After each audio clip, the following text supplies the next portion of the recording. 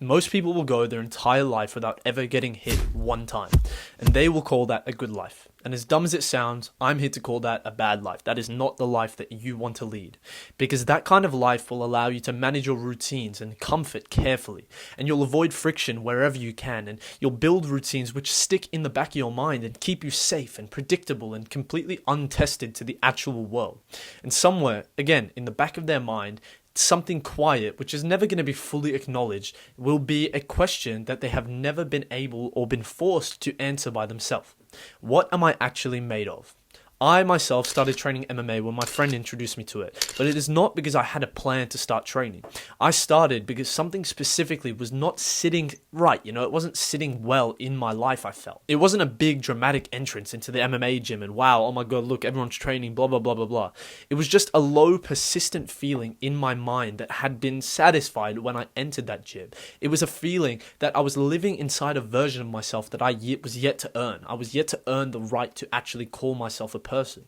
That, the confidence I carried around with myself every single day was just theoretical. It was all untested. It was built on nothing that had ever actually pushed back against me.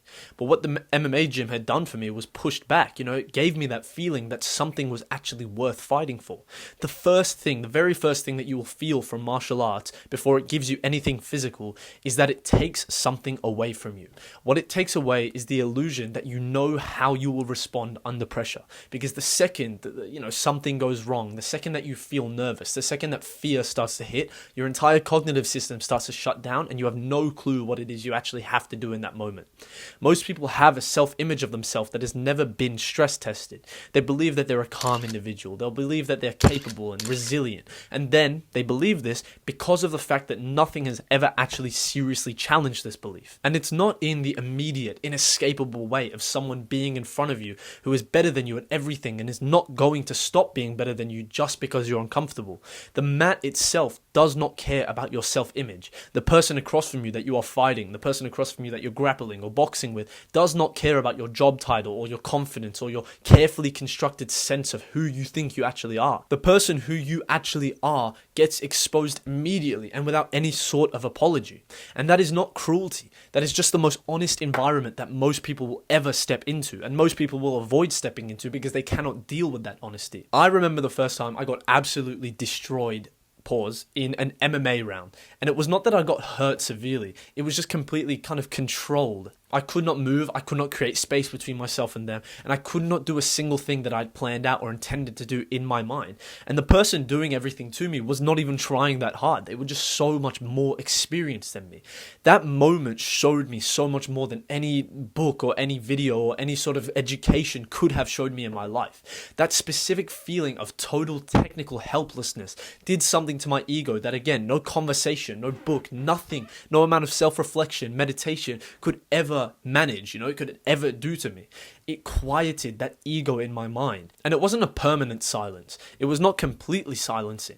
But for the first time in my life, I was actually in a room where my ego had no currency, where it had no leverage over anyone else, where the only thing that mattered was whether or not I could actually do the thing that I said I could be able to do, which was fight. And that room changed me so much more than most years of my life have, most years of education, most years of doing this or doing that. And there's a particular kind of growth that only happens through repeated, witnessed failure. It is not the failure that you process privately, where you can control the narrative, but instead it's the failure that happens in front of other people, where someone sees you try and you fall short in front of them and you have to stand up and try again anyway, because if you don't stand up and try again, you will just get fucking killed, or maybe not killed, but you'll get beat up, You cannot reframe that failure or delay the failure or dress it up as anything else. Seneca, the philosopher, I always pronounce his name wrong, but he wrote that we suffer more in imagination than in reality.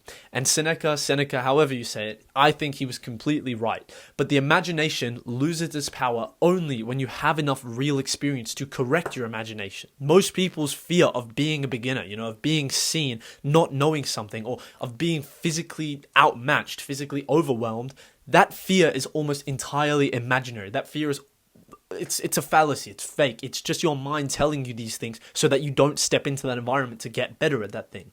It has never been tested against actual experience of walking into a gym and being the worst person there, yet surviving it. Because everyone else who's there wants to see you grow, and I can promise you that. And you will survive every single time going back to that gym, no matter how bad you are, because over time you'll get better and better. Remember that every single person on the planet was once the same shit as you. They were saying they were just as bad as you, they were just as young as you, they were just as unexperienced as you. And each time you step back into that gym being the worst person there, the imagination loses a little more of its grip on you, and it allows you to keep going back. It makes you more and more resilient being the worst person there. Now let's talk about MMA, or even fighting, just in a violent way, because this is where most people's resistance actually lives. This is where most people don't want to go to an MMA gym or a martial arts gym for this specific reason. The people who say that martial arts is not a thing for them, who say that they're not a violent person, or they're not built for that, or they don't want to get hit, they are not describing their life as a preference. What they are describing is a fear, and it's an undisclosed fear. And it's so much more worth being honest about than it is lying to yourself about, and it's being honest about what that fear actually is about. It's not lying to yourself or convincing yourself that that fear is rational. It's not the fear of hurting someone. It's the fear of contact. It is the fear of confrontation. It is the fear of the version of reality where somebody can physically impose themselves on you and you have to respond. You cannot flee. You cannot run away because you chose to be there. Most people have successfully avoided that version of reality their entire lives, and the avoidance feels like some sort of peace, but it is not. What it is a form of incompletion. It's a form of not actually redeeming yourself in life, not actually having any sort of redeemable factors. It is a part of the human experience. It is ancient, it is serious, and it is deeply formative. And that is what has been quietly opted out of, the self-development just through some sort of contact. Understanding violence is not the same thing as wanting violence. A person who is trained knows what a punch feels like. And I'll tell you, as a person who has trained, and every other person, or most people in my MMA gym have trained, they know that violence is the last option simply because of the fact that they experience violence on a day-to-day basis. The person who's untrained wants to start a fight 10 times more than the person who knows that they can finish the fight. They know how their body responds when the adrenaline hits, and they know in a way that cannot be faked or cannot be theorized, that they can absorb a hit and continue functioning. That knowledge does not make a person aggressive. Instead, it makes them so much calmer. They are the most relaxed person in any confrontational situation because they have the experience and they've already had enough of fights. They've already been hit enough to know that a hit is not the end of the world. The people, again, who have the most control or the most relaxed are the people who have trained, who have the most martial arts experience. And there's something else that martial arts gives you that is so much harder to name than violence or just being good at fighting. It is a relationship with your body that most people will never ever develop just through basic training. We live in an era that is almost entirely cognitive, and we're rewarded for thinking and communicating, producing ideas and sucking up to the boss. The body is something that we maintain, but rarely something that we genuinely inhabit. Most people could not actually honestly tell you whether or not they trust their body at all, whether it's something they can feel at home in, whether it's something that they can know is capable of doing this, or something that they carry around and occasionally resent with themselves. Training MMA, training a martial art completely changes that. It is not quick changes. It's not just going into an MMA gym once and knowing, wow, my body is capable of this. I'm actually happy to be doing this on a day-to-day basis. But it is over time and through the accumulation of sessions where you ask your body to do something difficult and it did those difficult things, where you were tired and you still continued, or where you were hit and then you still recovered, or where you drilled something over 500 times until it just became an instinct. It stopped being a thought and it was simply a reflex. Through those things, you build a relationship with the physical self that is genuinely different to anything else that is available. Like, you cannot build that comprehension, and you cannot build that trust between your body and yourself through any other means, and I promise you that. The body stops being a passenger on a day-to-day journey. It becomes something that you've earned the right to trust. You've earned the right to live inside, and that trust carries into the way that you move through the world in no way imaginable. Like, you literally cannot experience it unless you start doing some sort of martial art and you actually experience it. The way you occupy spaces, the way you feel walking into a room, and they're not as performance, they're not as aggression. It's not to show everyone there that, oh, I do martial arts, wow, I'm so much better than you. But instead, just as a quiet and a grounded knowledge that you are at home in the thing that you are living inside of. Now, the last thing I'll say before I wrap this video up is this.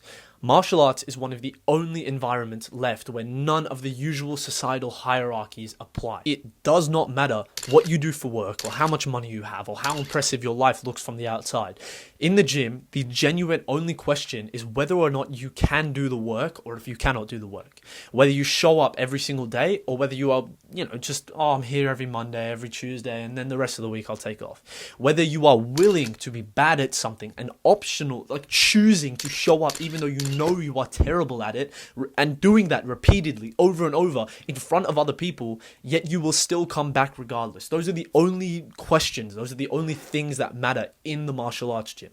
That environment is rare. You will not find that in most places, and most people are starving for that kind of environment without ever actually knowing that they need it. Starving for a sort of space where the performance stops, where people stop virtue signaling and they stop acting like they're moral, where the persona doesn't protect you at all, and where you are just a person trying to get better at something that you know you are terrible at, trying to get better at a hard thing alongside other people doing the exact same thing. You don't have to want to fight anyone. You don't have to be athletic. You don't have to be young. You don't have to be naturally physical or talented. You simply have to be willing to walk in and be the beginner. You simply have to be willing to allow the mat and allow the coach to show you that something about yourself is different and that comfort will never ever achieve that thing about yourself. Every single person that I know and I've trained alongside with without any sort of validation or they have actual commitment to training, and this is without exception, every single person I know who matches that criteria has come out of that training with something they did not have before. And it was not just a physical change. They didn't just gain abs, they didn't just get stronger, they didn't just know that they can fight now. In the way that they carry themselves, in the way that they handle things, it's all different. It's completely changed their lives, and I've seen that physically. It's literally changed the way they relate to their own limits, the way they even act at work now, because they know that they're able to push through hard situations because they've tested their limits. Martial arts is not a hobby. I'll say that right now. Maybe you can see it as a hobby. Maybe you can train as if it is a hobby. But if you actually take it seriously, it is not some sort of hobby or habit that you pick up. It is an education in what you are actually physically and mentally made out of. And most people, and I'm talking to you probably, you are included in this, but most likely, have been putting that sort of education and that sort of environment off for far too long. So get into a fucking MMA gym as soon as you can.